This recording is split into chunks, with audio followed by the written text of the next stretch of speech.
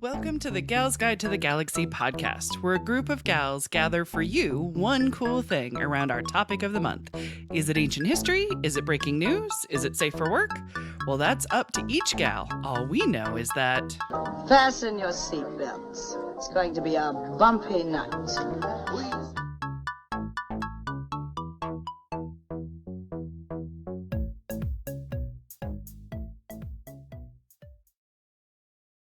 Welcome back.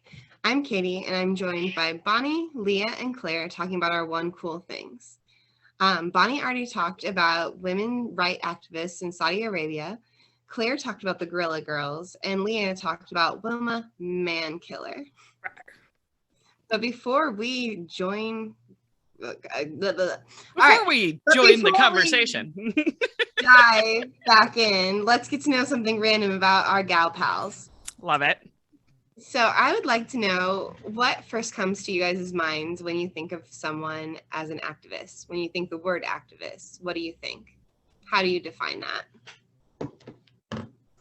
I usually look for action. Like, I want to know what is it that they are trying to change as a person, as an organization, as a movement. What is the status quo? How is it no longer quo? And where are we going? And so I am cool with all forms of activism, whether it's, hey, this garden is no longer cool to me and I'm going to activate my ass into cleaning up the garden. You know what I mean? That I am all for it. It's that action and that defining what do you want to change in the world? Because I, most times, 9 out of 10 will be down, down to hell. That's a great way to describe it, because I was thinking about being active as well and taking that action, because it can be a big movement that you're part of, whether it's part of like Black Lives Matter or promoting, like in South Dakota, being an advocate for trans rights and these big important movements, but even something small that's just within your community that you can take action and improve upon. So if it's, I was trying to think of an example where like changing the parking downtown, it doesn't have to be a big thing. It just needs to improve people's lives. And it's usually not just for your personal benefit, but helps upraise the community overall. Yeah. You can definitely start small. And I think the more people that start small, they get bigger. You know what I mean? And it's like, oh, hey, that worked. The world didn't end. It got better. It's like why it's What's the next thing? Yes. So I was going to say, like, voting for your school board and small elections, not just the presidential ones, because all of that does matter. And it affects your life, probably a lot more of your day-to-day life than you actually know. Yeah. I was going to say someone who cares for other people. And in Greta Thunberg's case, Mother Earth. Yes. I like it. But yeah, just it's having empathy for people, whether it's, for some people it's yourself too, but it's like your community, your people, you are caring enough about them to speak up and speak out. Yeah, absolutely. One of the first thoughts that comes to my mind is somebody who's passionate about something. And then kind of the next thing was somebody who acts. And I think something, I don't always see myself being super passionate, but if I really dig deep, I know there's things I'm passionate about, but that second action step is a little bit harder for me. Because I'm a perfectionist.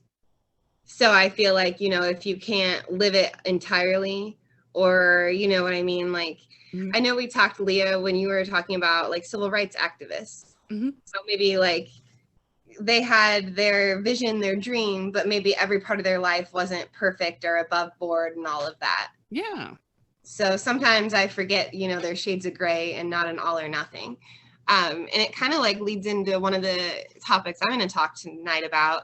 And that's about veganism. Ooh, that word everybody loves. I love it. I was a vegan for 1.5 years. I really, really liked it. It was hard, but I liked it. And I liked how I felt. So yes, please. So my fiance, Josh, has been vegan for 3 years now. So I think it's literally been 3 years since I've cooked meat at our house. Ah. But I'm also kind of like convenience, given to impulse kind of person. So it's sometimes kind of hard for me. But over the summer, I was talking about wanting to do better, to take the egg out and the cheese out and all of that. So I decided, with where my mind's been lately, it would make sense for me to research women who are activists for animal rights. I like it.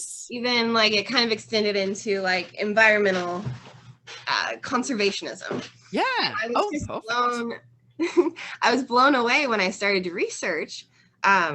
Just like we're talking about one cool thing. Did you guys realize that animal shelters were founded because of a woman? Yes. Thanks to Facebook. I did know that because I'm in a lot of women's history groups that try to keep my, try to stay plugged into the scene. You are pretty good. Did you guys know that the Audubon Society came about because of a woman? Yes. Sorry, that one Josh told me. He would, right?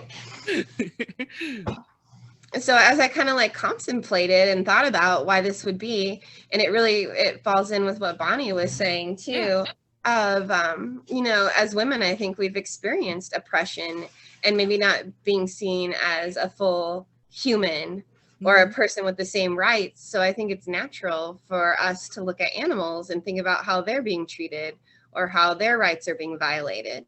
I think the empathy factor that Bonnie was talking about too is also very, very strong in women.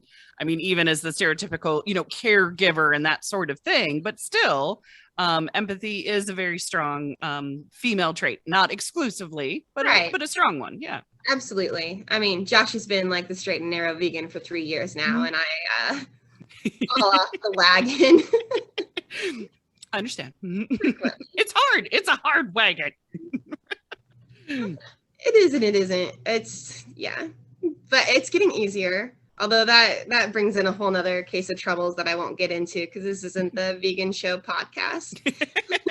On our next episode. Well, I did end up looking up today. Someone on Facebook was looking for like vegan wine, and I'm like, it's wine, so I had to look it up. I guess they put in fillers that can be egg and milk and dairy. Yeah. Don't they also sometimes filter it through like fish bladders and stuff like that? I know that they do that with beer. Yeah, some beers do. I'm not a wine person, but that's even more. I'm like, no, like I don't think I'd want milk in my wine. I don't want milk ever. Even before I was vegan. Yeah, I'm not a super strong milk person. Meanwhile, Claire's like, excuse me, I'm gonna go have a milk and cookie. I eat so much cheese. I'm starting to feel ashamed now.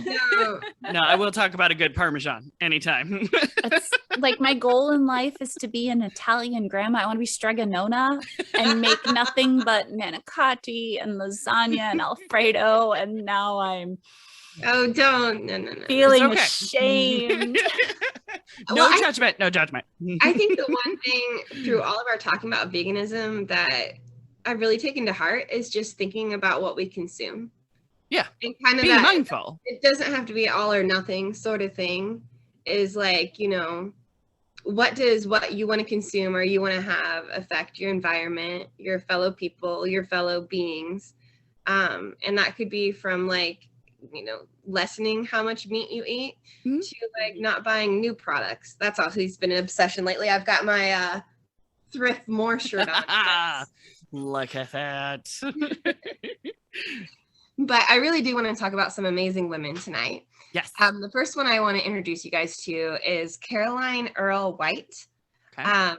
And she is the woman who, in a roundabout way, is the reason we have animal shelters today. Oh, yay. She in 1869 founded the Pennsylvania Society for the Prevention of Cruelty to Animals. And it was actually that organization that opened the first animal shelter in the United States in Pennsylvania. Is that related to PETA at all? The prevention of animal? Or no, not at all. Okay, all right. Just wondering. I wondered if it had roots or anything like that in it. Okay, gotcha. No, she like this Victorian lady, like wanted to found something that would protect animals from cruelty she saw in the day-to-day life, and so formed that, and out of that the animal shelters opened.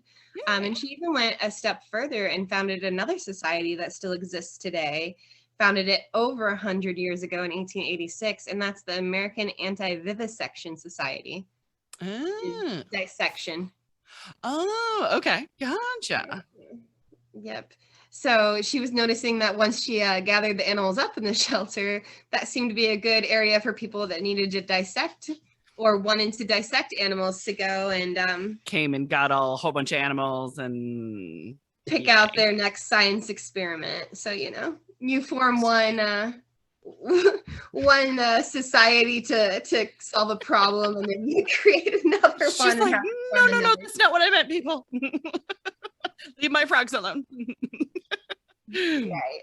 So, but I thought that was amazing, the lasting legacy that she has had. Yeah. Very cool. The other one I'm going to talk about has been called the grandmother of the conservation movement. Gotcha. Have you guys heard of Margaret Murie? I don't think so. Murie. I assume that's Murie. I think so. Could be French Murie. Murie. Sorry, that's my French. So bad. So, and this was like a passion project for her and her husband. So they did work on it together, but it was because of them and their passion for the wildlife in Alaska that the Wilderness Act and the Arctic National Wildlife Refuge were formed. Oh, cool. Which the Arctic National Wildlife Refuge is still one of the most pristine, untouched landscapes in the United States. Ooh, very nice. That's a Before nice long legacy then. Right. So she was also awarded the Presidential Medal of Freedom in 1998. Love for it. her books in conservationism. So saving those Alaskan wildernesses. The other like old-timey lady I wanted to introduce you guys to was Harriet Hemenway. Not Hemingway. Not the Hemingway. Not Papa Hemingway with the 5-toed cats. Hemenway. Hemingway. Not to be confused with Hemingway. Okay, got it. Hemingway. And she was the one that recognized that birds were being killed in staggering numbers for fashion. So back in her Victorian era, like the fashionable feathers on the hats and like that was like the high society fanciest thing there could be. And she noticed the cruelty of this and started talking to other women about boycotting and not wearing them and not hurting the birds and preserving the birds. And it was because of her that the first Audubon Society was formed in Massachusetts, which then formed chapters all over the United States. And I think it's a pretty recognizable organization for most people. Yeah. Oh, absolutely. Amy talked about them when she talked about Black Birders Week. Oh, that's right. Yeah. Love it. I remember. So she also, let's see. Because of her Audubon chapters, there was the passage of the Lacey Act in the 1900s, and it was the first federal law to protect wild animals. And that later became the National Wildlife Refuge System. Oh, okay. Gotcha. Okay. Oh, they established it in Florida, which later became the National Wildlife Refuge System. Yeah. Like it all feels disjointed, but it's all connected because of one woman wanting to protect birds. Nice. Well, we do also know that there's a lot of weird ass animals that are held as pets in Florida. You'd like to think it's all in Florida. You know, every other weekend, the 4-H fairgrounds is having exotic animal show. Yeah, I know. Show. You've seen those signs. But I like to believe it's all in Florida. No. No. So I was wowed by those women when I started researching. Yeah. But I realized I'm always impressed by women in a time where women weren't giving a voice, coming forward and speaking and making change. And I talk about them a lot, but I don't really talk very often about recent people and never about young people. Gotcha. But when you think about the activism of especially environmental or animal rights, you think about what kind of legacy we're going to leave those kids. Yeah. So the person I'm going to really like dig into tonight is actually Genesis Butler. Oh, okay. Have you heard that name before? No, but I love that where you're going, talking about a young puss and doing some good right now. I dig it. Right. So she's actually the youngest person to ever give a TED Talk. Oh, Nice. She gave a TED Talk at the age of 10. oh my gosh. Way to go. Right? That's my son just this last weekend turned 10. Yeah. And I love him to death, but I couldn't imagine what he would say on a TED Talk. I'd still pay to go though for a variety of reasons. I have to tell you, last night I was like, he was brushing his teeth and I was kind of scratching his back. It was right before bed. And he turned to me and he goes, "Mom, do you think when you scratch my back, I let off pheromones?" I love that child. So great. What did you say, Katie? I don't know as a parent what I would say in that situation besides would you like a cookie? Does his school do science fair projects? That would be, I would love to see that cardboard, trifold.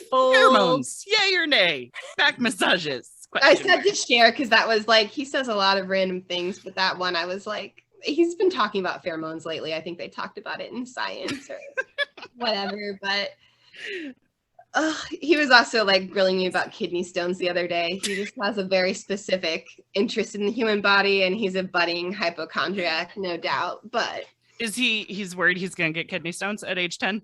Yeah. Okay. Isn't there an outbreak of kidney stones that are currently happening in his school? he did want to know if I know anybody that has had kidney stones. Don't tell him about shingles. Oh my God. Well, he should know. Katie's had shingles like 17 times, Bonnie. Just 3. But anyway, Okay, this sorry, yes. 10-year-old Genesis Yes, gave TED a Talk. talk that was called A 10-Year-Old's Vision for Healing the Planet. How have I not seen this? This sounds adorable. I watch TED Talks on my lunch break. I will send it to you so it can Okay. also be in the show notes because Yes, please. it is super sweet, but also she has like all of her facts. She has supporting things for her argument and she does an amazing job. It's like 7 minutes long. She's going to be a librarian one day. Me too. Well, she's already an activist. So she gave that talk 3 years ago. She's Oh. currently 13. Oh my God. And she's already founded her own foundation. Perfect. I mean, did she also already graduate college at 13? Right. I expect Doogie Howser things out of this young lady. I'm sure you'll be seeing her name. I like printed off the things so I could tell you about all of her awards she's already had. I mean, in 2019, she challenged Pope Francis to go vegan for $1 million donated to charity. Very, very savvy. I She's like calling that. out popes. I know. Wow. Is she Uh, Catholic? Because I Oh. kind of think it'd be hilarious if she wasn't. I She's like, don't- come on, Pope, money where your mouth is. Let's see if you can do that. That was kind of like a random thing I've read. I don't know why that Okay. came about. I'm gonna have to look at the cliff notes. I do Katie- suddenly, yeah. Oh, I was gonna say, I now wish your question would be, what would you challenge the Pope to? Right. Save that for a future episode, please. Yes, okay, I'm I love that. writing it down. I think it'll work really good for Disney Gal Month. Oh yeah, it's going down, Papa Francesco. I'm so sorry. No, you're good. I love it. You've heard the show, you know. Pope Well, and challenge. I think like you can tell where I've been leading that her TED talk is about how she believes that veganism can help heal the world. Yeah. Because she presents a lot of statistics about like the environmental impact of meat production, Mhm. about the amount of water usage and land destruction, especially like in South America for raising cattle and that kind of stuff. So she's got all of her facts, and she also has this this very, I think, childlike testament of like she was eating her favorite food, chicken nuggets, she said, and she asked her mom like, where did it come from? And her mom said the grocery, and she's like, well, I know that. I mean, what is this? Where did it come from? And her mom said, you know, it's a chicken. You're eating a chicken, and that was one of her favorite animals. So she made that connection and decided that she didn't want to eat meat anymore, and then later on decided that she didn't want to consume any kind of animal product, and her family supported her and went vegan with her. And because of like her passion for this, she's been able to give speeches. She gave the TED Talk.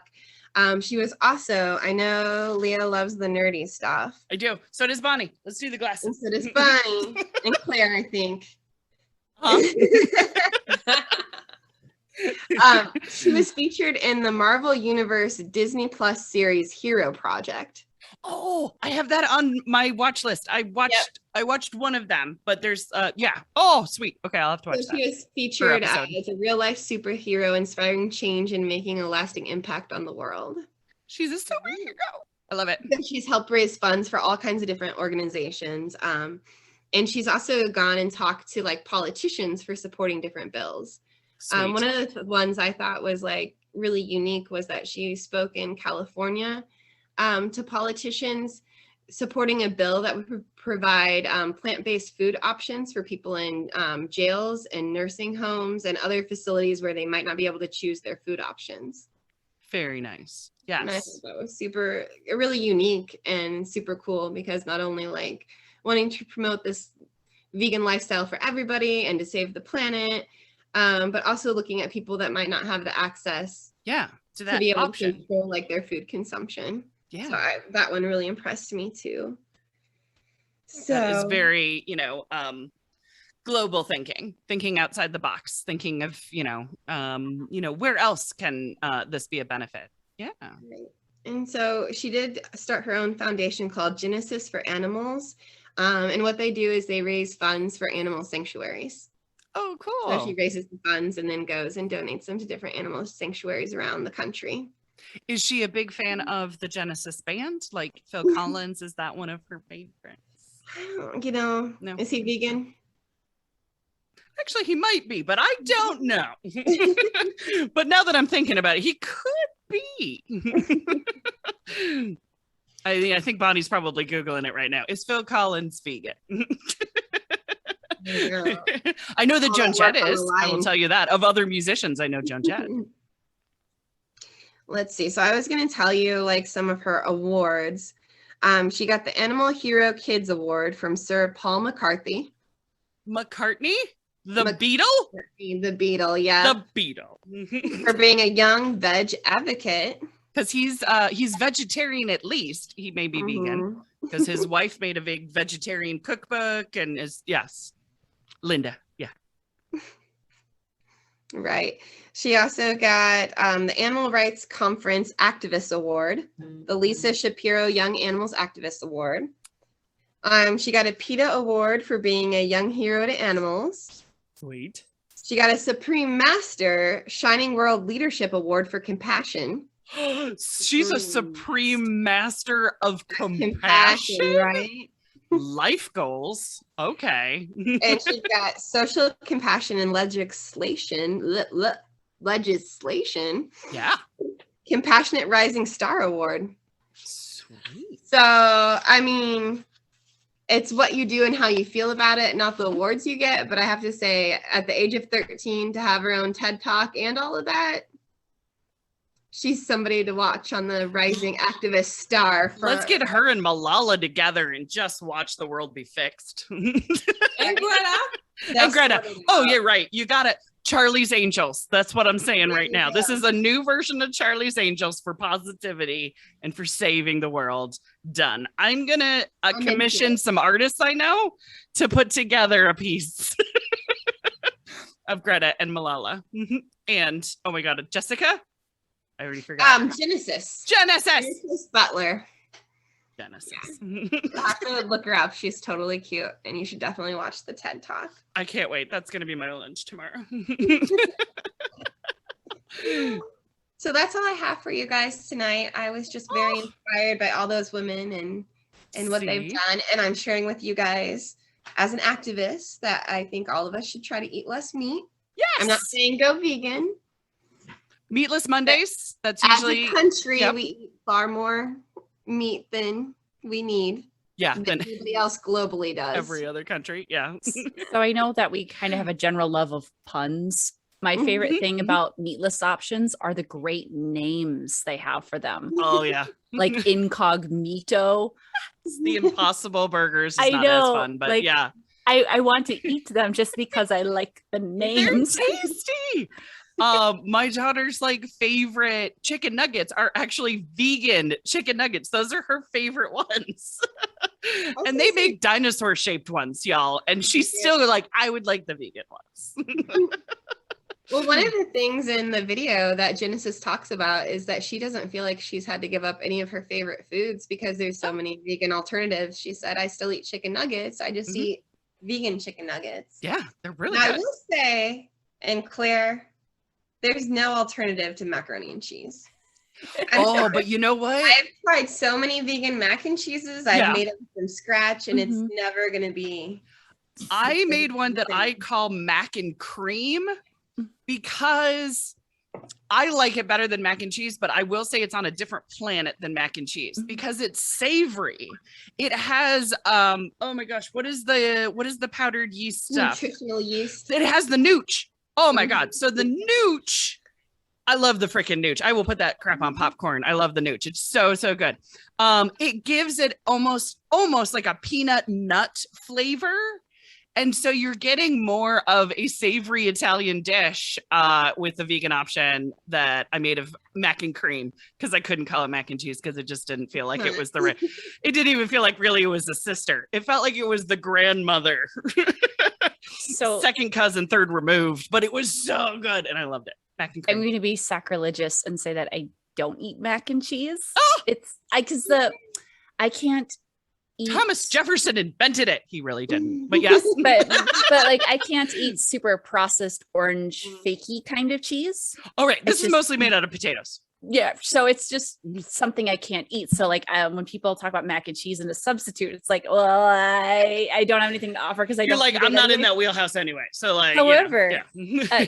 Katie, you were talking about like environmental impact in the food we have. And for the last couple of years, I've been participating in the local farm CSA. And so that's the community agriculture. And then you get like surprise fruits and vegetables. Yes. And so I've added to my stregonona repertoire. It's like, I know how to make marinara sauce now.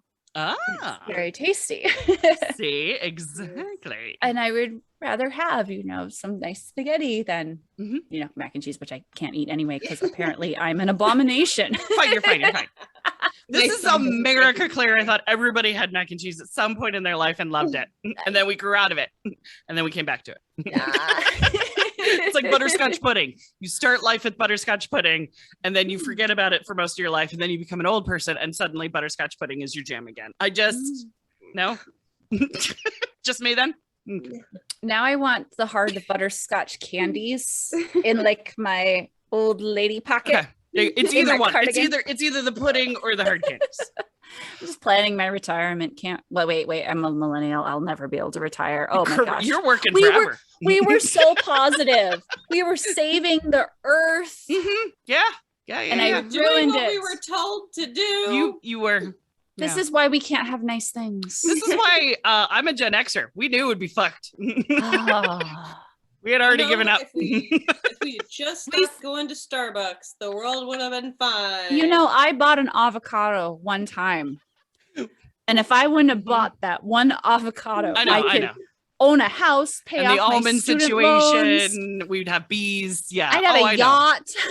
But that one avocado ruined me. It did. It did. Hey, Katie. On toast, though. Do you want to know how I learned what eggs were made out of? Yes. Okay.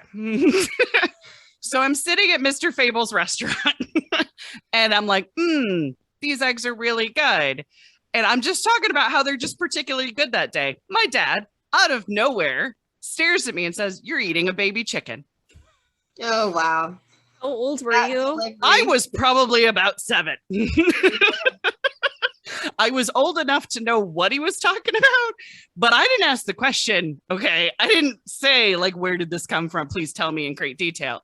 But I didn't have eggs for like probably 20 years. Oh my gosh. Did you also get the word cloaca added to your vocabulary at that time? No, but I believe like, fuck you, dude, started to rattle around in my head.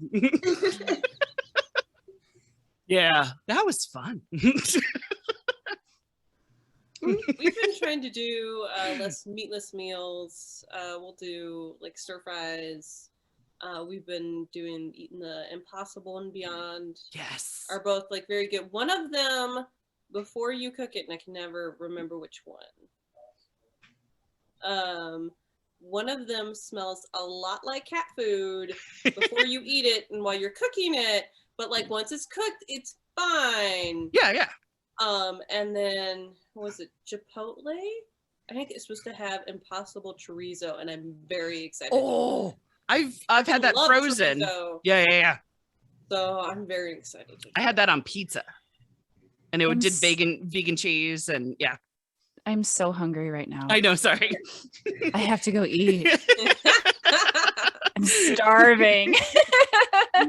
Better let Claire go eat. I probably better finish this up and go to bed. It's past my bedtime. Yes, this is true. Sorry, we had a late night, but I think we're saving the world though. I think we found it. Sweet. Well, then, did you want to wrap us up, darling? And you're wrapping up the entire month of talking about activist gals. So much responsibility. You got this, though. I believe in you. Okay. All right, here I go. Well, that wraps up. I still believe in you. You know what? It's better the second time. I'm editing. Okay. Editing. It's fine. Well, that wraps us up this month's research. I have not read it. I'm going to read it silently. Okay. All right. Read it to yourself first, because I did assume I would say it. And so I wrote it in my run-on sentences voice. She's having the Bonnie issue of reading aloud. I think I just write really weirdly. You write as you think. That's not a I bad. write as I think. You read it and you're like, yeah, no, that's right. That's what Leah wrote. But however you want to say it is totally fine. You know that what we're wrapping up and what we're starting. So I don't. Okay. Fake it till you make it. And then, well, that wraps us up for this month's research into activist gals. Join us next Monday when we completely change gears and get ready for the wonderful world of Disney. That's right. Get out the princess dresses and load up the illustration paints, because we are celebrating the 50th anniversary of Disney World and talking about Disney gals. Woo woo!